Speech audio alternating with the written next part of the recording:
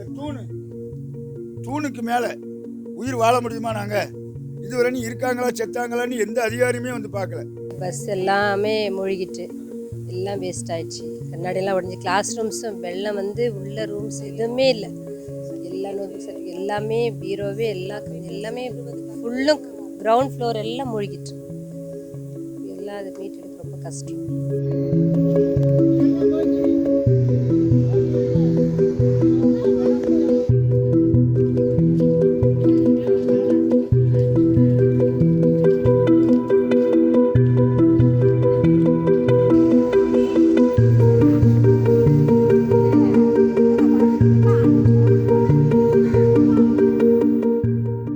காப்பாத்துங்க ஐயா, எங்களுக்கு உதவி செய்யுங்க ஐயா.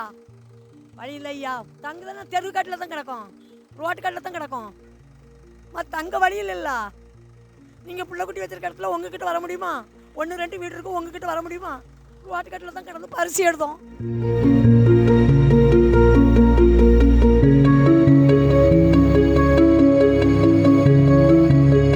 தெரியாது, யாருக்கும் தெரியாது. ஒருத்தர் அலௌன்ஸே கிடையாது, எங்களுக்கு அலௌன்ஸே இல்லை. ஒரு தண்ணி வரப்போகுதுன்னு திடீர்னு தானே வந்தது தண்ணி. எல்லோரும் ஓடி எல்லாம் எங்கே மாடி, யார் வீட்டில் மாடிட்டு நம்ம மாடி மேலே தானே ஏறி போக முடியும். பிள்ளைங்களெல்லாம் கூட்டிகிட்டு ஜாமான்கள் தான் கஷ்டம் நிறைய போயிட்டு.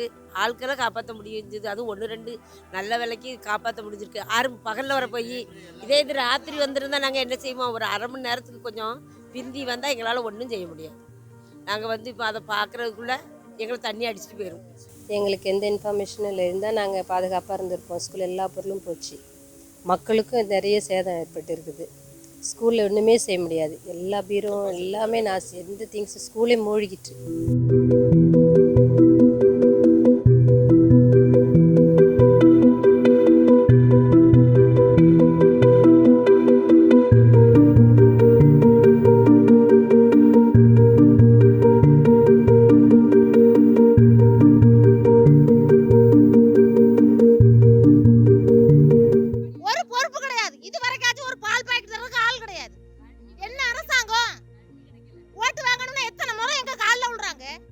எங்களை பார்க்கறதுக்கு ஆளே இல்லை. மற்றபடி இது வரைக்கும் யாரும் எங்களுக்கு எந்த பொருள் தர நியாயமே கிடையாது.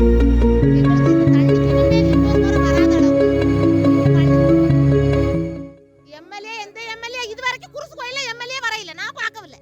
படுக்க வைக்க கூட கிடையாது, கோயிலில் தான் இருக்கோம். நாங்கள் சின்ன பிள்ளைகளை வச்சுக்கிட்டு நாங்கள் பரும்பாடு போட்டுக்கிட்டோம். காப்பி போடவோட சிலிண்டர் கிடையாது, சிலிண்டர் பூரா தண்ணியில் போயிட்டு. இந்த பகுதிக்கு இந்த ஆளுங்கட்சிக்காரங்களோ இந்த ஆட்சியாளர்களோ இந்த பகுதி சேர்ந்த தாசில்தாரோ யாருமே வந்து எட்டி பார்க்கல இதுவரை. அதான் எங்களுக்கு வருத்தமாக இருக்குது.